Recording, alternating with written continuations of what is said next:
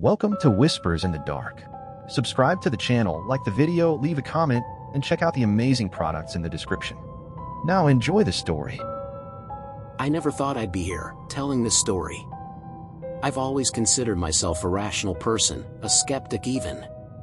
Now I understand why survivors of inexplicable encounters sound so disturbed, because we are. What I witnessed in those mountains changed everything I thought I knew about our world.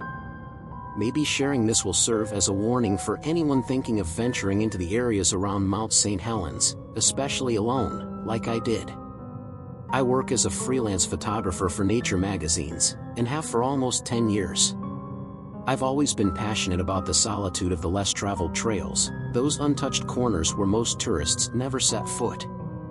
Last April, I got a commission to document the seasonal changes in the northwest region of Washington, focusing on the area around Mount St. Helens.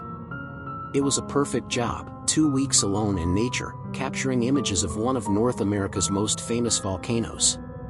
The first sign that something was wrong came on my third day in the forest. I had wandered considerably off the main trails, looking for angles that no one else would have. I set up camp in a small clearing surrounded by towering pine trees, about 12 miles from any paved road. My routine was simple: wake up before dawn, photograph the sunrise, explore during the day, and finish with the sunset before returning to camp. That night, while organizing my photography equipment, I heard a strange sound coming from the trees. It wasn't the familiar call of a bird or the movement of some mammal in the underbrush. It was something different, a heavy flapping of wings, far too large to be any bird in the region. I initially thought it was just the wind rustling branches above me, but there was no breeze. The sound passed directly over my tent, causing it to shake slightly, before fading into the distance. I convinced myself it was probably a large owl or maybe some kind of eagle.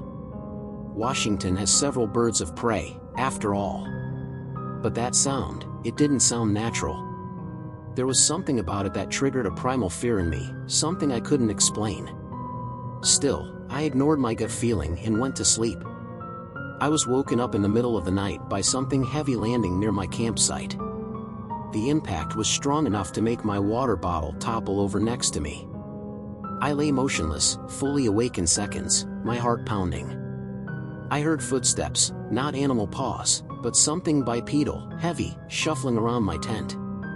Slow, deliberate steps, as if it were investigating. There are no words to describe the terror of realizing that something large was circling my camp, something that didn't move like any creature I knew. I slowly reached for my flashlight, but hesitated to turn it on. Part of me didn't want to see what was out there. I heard a sound of deep sniffing, as if the creature were sending the air, followed by a deep growl that seemed impossible for any native animal of that forest. It wasn't a bear, it wasn't a cougar, it had an almost human quality, but distorted. Then came the odor. A horrific stench of rotting meat and mold permeated the tent, so strong that I had to cover my nose to avoid vomiting. The footsteps stopped directly in front of my tent entrance. I could hear heavy breathing on the other side of the thin fabric, long, rasping inhalations, exhalations that made the material ripple slightly. I lay completely still, barely breathing, praying that whatever was out there would just go away. After what felt like an eternity, the footsteps started again, slowly moving away. I heard that same sound of flapping wings, and then silence. I didn't sleep for the rest of the night. When the sun finally rose, I hesitantly emerged from the tent, expecting to find tracks of some large animal. What I discovered disturbed me more than if I had found nothing at all. Enormous three-toed tracks were imprinted in the soft ground around my campsite. They looked like giant bird tracks, but the size of human footprints, with claws deeply embedded in the earth. Next to them, there were large, hairy humanoid footprints, yes, hairy. You could clearly see strands of black hair imprinted in the mud along with the marks. The footprints formed a complete circle around my tent, as if whatever it was had methodically studied me during the night. My first instinct was to pack everything up and get out of there immediately. But a combination of professional curiosity and stubbornness convinced me to stay. Maybe it was some rare local animal, I thought. Maybe I could photograph it. How naive I was. If I had known what was coming next, I would have run to civilization without looking back. During the day, I found more disturbing signs. Trees scratched at a height impossible for a bear to reach, with claw marks that seemed to have been made by both hands and paws. Thick, black hairs caught on broken branches. Most disturbing of all, a pile of fresh deer bones, completely stripped of meat, arranged unnaturally in the center of a small clearing. Despite these signs, I continued my work, moving deeper into the forest, capturing images and trying to convince myself that there were rational explanations for everything I had witnessed. As the sun began to set, I realized I had wandered further from camp than I had planned. The light was fading quickly, and I knew I wouldn't be able to return before complete nightfall. Then I made my gravest mistake. I decided to try a shortcut through a ravine I had spotted earlier. It seemed to offer a more direct path back to camp, saving me at least an hour of hiking. As I carefully descended the slope, fog began to form around me, drastically reducing visibility. That's when I heard the sound again, that heavy flapping of wings, but much closer this time, as if it were circling just above the fog. I turned on my flashlight, but its beam only created ghostly shadows in the thick mist. The wing sound ceased, replaced by those same heavy footsteps I had heard the night before, now coming down the slope towards me. I started to run, desperate to find some hiding place. My foot slipped on a damp rock, and I fell, tumbling several yards until I stopped in a nook formed by large boulders. I silently thanked my luck for this makeshift hiding place, turning off my flashlight immediately. Through the fog, I saw a huge silhouette moving, something that walked upright like a man, but too large, with limbs that were too long. The creature stopped, its head moving from side to side as if it were sending the air. That's when the moon broke through the clouds, briefly illuminating the scene, and I could see it clearly for the first time. I still tremble when I remember what I saw. It was massive, at least 8 feet tall, covered in thick, black fur all over its body. Its shoulders were incredibly broad, disproportionate even for its immense size. But it wasn't a common Sasquatch, like in the legends. This one had wings, enormous bat-like wings extending from its back, with at least a 15-foot wingspan. Its hands ended in curved claws that looked capable of tearing through metal. But the worst part was the face, a grotesque mix of human and bat-like features, with an elongated snout full of sharp teeth, and eyes, those glowing red eyes that seemed to see through the very darkness. The creature, the Batsquatch, as I later learned the locals called it, turned its head in my direction. Those blood-red eyes seemed to fix directly on me, despite my flashlight being off and me being well hidden. I felt like it could sense my fear, like it was drawn to it. Slowly, it began to approach my hiding place, its deliberate steps making the ground tremble slightly. I was paralyzed, unable to run, unable even to scream. When it got to within about 30 feet, the creature stopped again and raised its head, sniffing the air more intensely. Then, to my utter terror, it opened its mouth and let out a shriek, an impossible sound that seemed like a mix of a bear's roar, a human scream, and the ear-splitting screech of a giant bat, all amplified tenfold.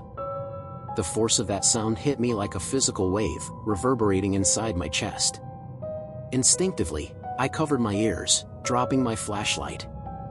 It rolled a few feet, turning on upon impact, and cast its beam of light directly onto the creature. The Batsquatch reacted instantly, raising an arm to shield its eyes from the sudden light. In that moment of distraction, I did the only thing I could, I ran. I ran like I had never run before, abandoning my backpack, my professional camera, everything except the car keys that were in my pocket. I ran aimlessly, just getting away from that thing, stumbling through the darkness, scratching myself on branches and rocks. Behind me, I heard the flapping of wings lifting into the air, followed by another of those horrific shrieks. The creature was hunting me from the sky. I tried to run under the densest trees, using the cover to hide from aerial view, but it was like it could sense me, always knowing my exact location.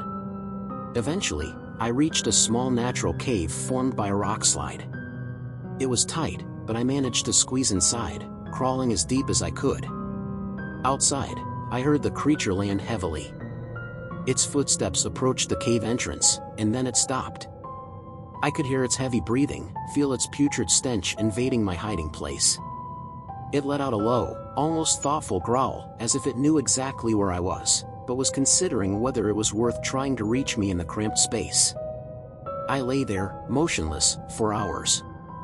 At some point, I heard the creature move away, the sound of its wings fading into the distance. Even then, I didn't dare move until the first rays of sun began to appear. When I finally emerged, trembling and exhausted, I saw deep claw marks in the rocks around the cave entrance, as if the creature had tried to widen the opening to reach me. I managed to find my way back to the main road after hours of stumbling through the forest. A trucker found me, walking in a state of shock along the roadside, covered in scratches and mud. He took me to the nearest ranger station. I told my story, of course. They listened politely, exchanged glances, and gently suggested that I had probably encountered a bear and that fear had distorted my perception. Only one of the rangers, an older man, seemed to take my story seriously. As the others walked away, he told me quietly that I wasn't the first to report encounters with the Batsquatch in that area. I never recovered my equipment. I tried to convince some friends to come back with me to look for it, but no one wanted to go, and honestly, neither did I really want to go back. Since that night, I've had constant nightmares. In the most recurring one, I'm running through the forest while those wings beat above me, closer and closer, until I feel sharp claws sinking into my shoulders, lifting me off the ground, taking me somewhere high and dark where those red eyes wait. I know what people think when I tell this story. I see the disbelief in their eyes, the polite smiles. I don't blame them. I wouldn't believe it myself if I hadn't seen it with my own eyes. But there is something out there in the forests around Mount St. Helens, something that shouldn't exist, but does. Something that flies in the darkness with eyes that glow like embers and claws that can tear flesh like paper.